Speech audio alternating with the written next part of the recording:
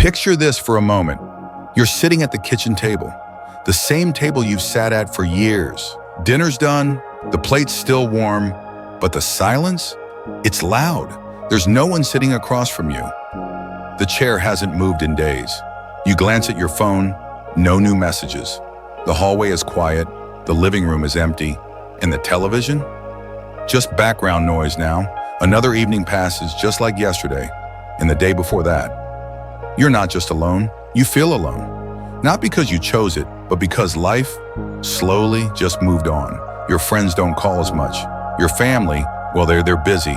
And deep down, a question lingers that's hard to say out loud. Is this all that's left?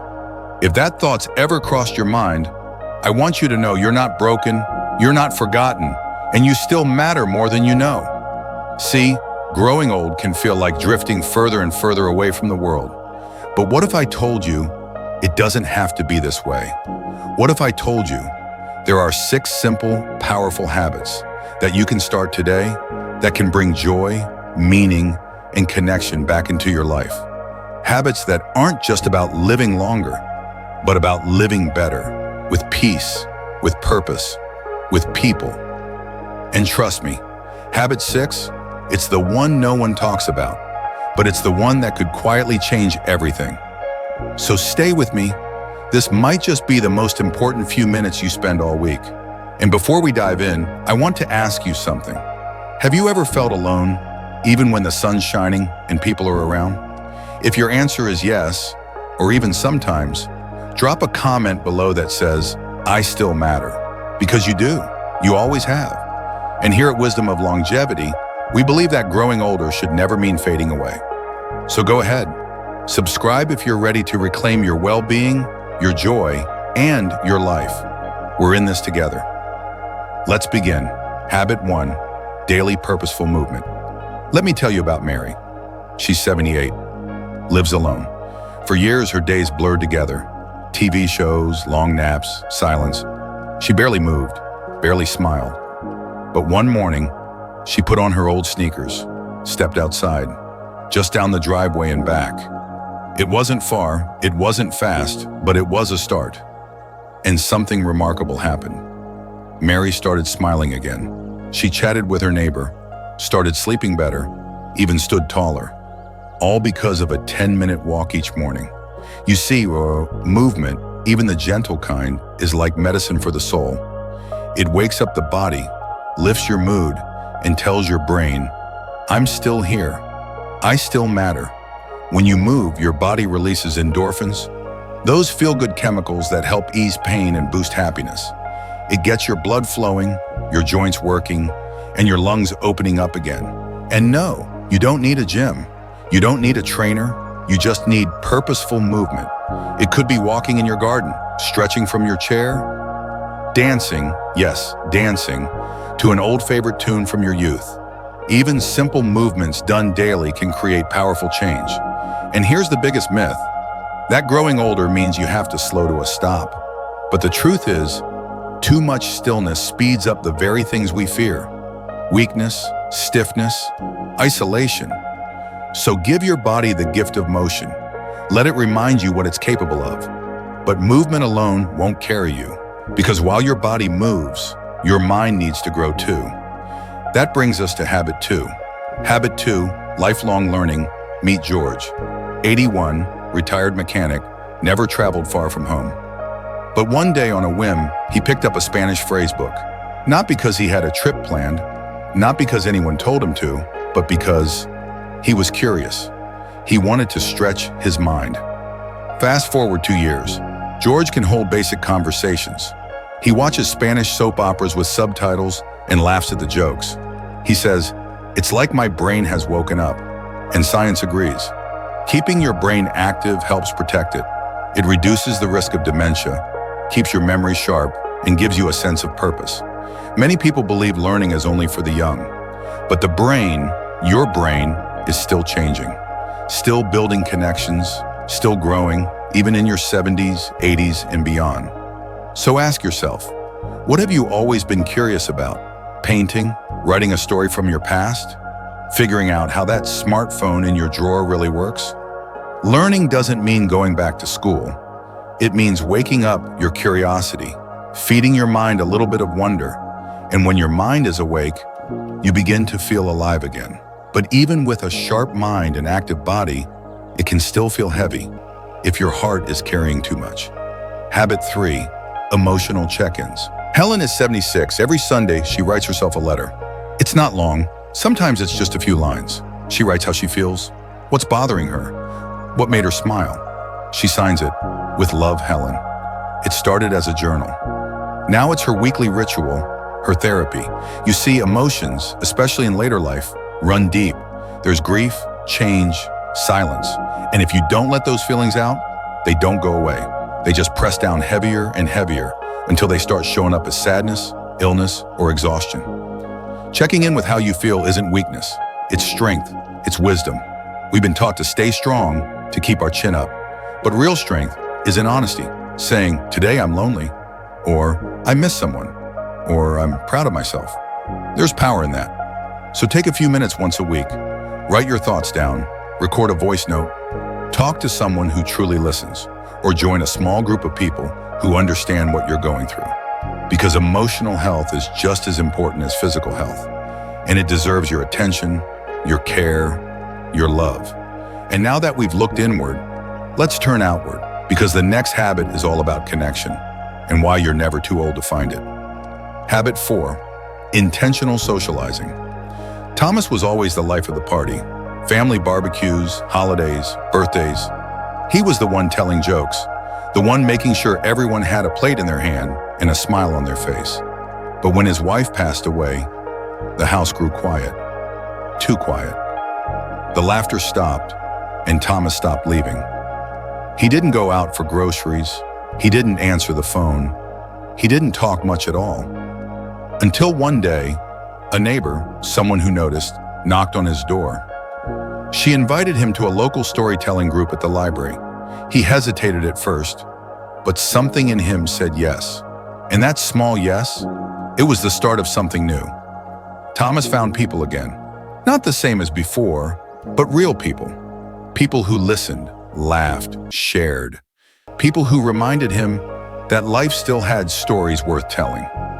You see, connection is more than company. It's vital for your health. Research shows that isolation can increase your risk of early death more than smoking or obesity. That's how powerful loneliness can be. But here's the thing. Being alone doesn't mean you have to stay alone. That's the lie loneliness tells us, that the world has moved on without us. But community doesn't disappear with age. It evolves. You don't need a dozen friends. You need one or two real connections. It could be a book club at your local center, a weekly lunch with someone from your church, a volunteer shift at a food pantry, even if it's just once a month. Even calling your grandchild just to ask how their week's going, that counts. The goal isn't noise, it's nourishment. Letting your soul be seen, your voice be heard, your story be valued. And speaking of nourishment, let's talk about something we often overlook. What you're putting on your plate. Habit 5, simple, nourishing eating. Eleanor always loved cooking. Big holiday meals, birthday cakes from scratch, potluck casseroles that could feed an army. But after her husband passed and the kids moved away, she just opened a can, or worse, skipped the meal altogether. "Why bother?" she used to say. "It's just me." But her energy dipped. She felt foggy. She was tired all the time, until she started something small, batch cooking, one pot of soup on Sunday, some roasted vegetables, grilled chicken, frozen portions for the week, and suddenly food had meaning again. She ate better, she felt better. You see, as we age, our bodies need different fuel. Protein for muscle strength, healthy fats for brain health, vitamins and minerals to keep everything running smoothly. But here's the trap many fall into. They say, "I'm not hungry, so I won't eat." But loss of appetite can be misleading and dangerous. It can signal depression, vitamin deficiencies, or other health concerns. And skipping meals just makes everything worse. So the key? Keep it simple, colorful, and consistent. Make meals ahead of time. Focus on fresh fruits, leafy greens, whole grains, and lean proteins. Use herbs and spices that bring back flavor, because food should be joyful, not bland. And don't forget hydration. Yes, water still matters, especially now. You deserve meals that nourish you, body and soul, that make you feel alive, not just full. But nourishment isn't just physical. Sometimes it's about what we choose to focus on, each and every day. That brings us to our final habit, and it might just be the most powerful one of all. Habit 6, daily gratitude ritual. James is 84, widowed, retired, a quiet man. But every morning, before coffee, before the news, before checking the weather, he does one thing. He sits by the window and names 3 things he's grateful for. Some days, it's his coffee, hot and steady. Other days, it's the birds on the fence, or the way the sunlight hits the table. And sometimes, it's the memories, the good ones, the ones that hurt a little but still make him smile. This simple habit, it changed him. He says he sleeps better now, laughs more, worries less, and the science backs him up. Gratitude rewires your brain, it reduces anxiety, boosts your immune system, improves sleep, increases overall happiness, even in the face of grief or loneliness. But here's what people get wrong. They think gratitude is pretending everything's okay, that it means ignoring the pain. But it's not. Gratitude is choosing to see light even when the day feels dark. It's not denial, it's courage. So try this. Each day, say one thing out loud that you're thankful for. Write it on a piece of paper. Tuck it in a jar or whisper it to the sky. Over time, those little whispers build into something strong. A perspective that doesn't erase the hard things, but finds beauty within them. Because life, even now, still has beauty, still has meaning. And so do you. Now, let's bring it all together. It's hard to face the quiet, to sit in a room that used to echo with laughter and hear only the hum of the refrigerator, to look at old photographs and feel the weight of everyone who's no longer in them, to realize your days aren't as full as they once were, and maybe you don't even remember the last time someone truly asked how you're doing. That ache, that deep, invisible ache of being unseen, untouched, unheard, that's not just in your head, it's real, and it deserves recognition. Not pity, not platitudes, just truth. Because pretending it doesn't hurt won't make it go away. But here's something gentle to consider. What if being alone didn't have to mean being lonely? What if this season of your life, this quiet, open space, wasn't an ending, but a beginning? A beginning to rediscover yourself, to meet you again, without the noise, without the pressure, to remember who you were, and maybe uncover who you're still becoming. See, loneliness is a signal. It's your heart whispering, I want more. And that whisper isn't weakness, it's your strength. It means you still care. It means your story isn't over. So let's start somewhere small. You don't need to change everything. Just start with one habit. Maybe tomorrow, take a short walk. Maybe tonight, write down one thing you felt today. Maybe call that one person you've been meaning to reach out to. No expectations, no pressure, just a step. Because motion builds momentum. One step becomes 2. One conversation becomes comfort. One small habit becomes healing. And healing doesn't always look dramatic. Sometimes it's as quiet as a breath, as subtle as a smile, as simple as waking up and thinking, today, I'm going to try. Let me remind you of something important. It's never too late, not for friendship, not for joy, not for laughter that surprises you, not for mornings that feel meaningful, not for a life that still matters. You are not done. You are not forgotten. You are not invisible. You are still here. And there is still beauty in that. There are still sunrises waiting to greet you, still hands that will hold yours, still stories that only you can tell, still purpose, yes, purpose that you carry in your heart. You are worthy of connection, of peace, of love in all its forms. So take that next step, not tomorrow, not next week, just now. And if your voice has been silent for too long, speak, even if it's a whisper, even if it's shaky, because your voice matters. And if no one has told you today, let me be the one to say it. You still matter. Now, if this message touched something inside you, I want you to write 3 words in the comments. I still matter. Say it for yourself. Say it for someone who might need to see it.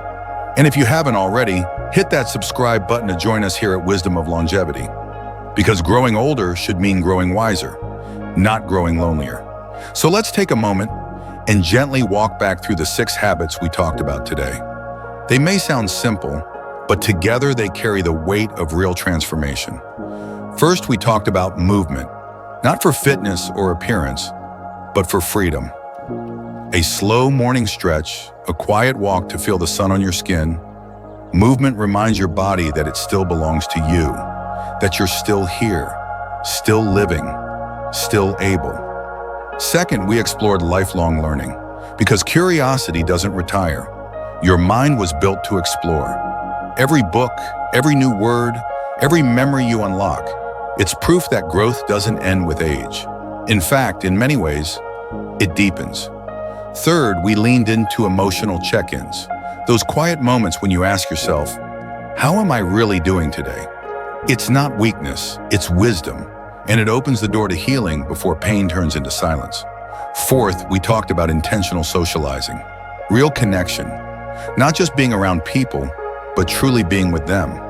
It might be one friend, one neighbor, one phone call. It's not about how many people. It's about the right people, the ones who see you. Fifth, we honored nourishing meals, because food isn't just fuel, it's care.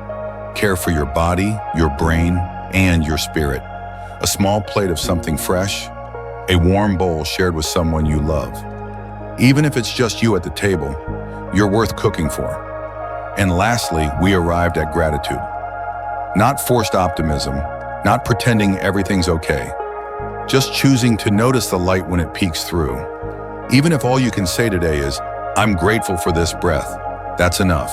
That's powerful. So let me ask you, which of these habits are already part of your life? And which one are you curious to try first? Let's talk about it in the comments. Just scroll down and share your answer. I really do read every single message. You never know. Your words might be exactly what someone else needs to hear today. And if this video gave you something to think about, if it made you feel even a little bit more seen, then I invite you to stay. Give this video a like and subscribe to Wisdom of Longevity, because this channel isn't just about advice, it's about community, a place where your story matters, where aging is honored, and where growing older means growing deeper, not disappearing.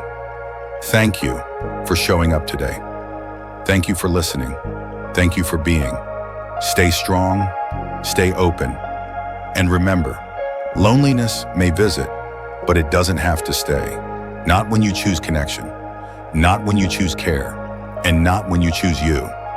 I'll see you in the next video.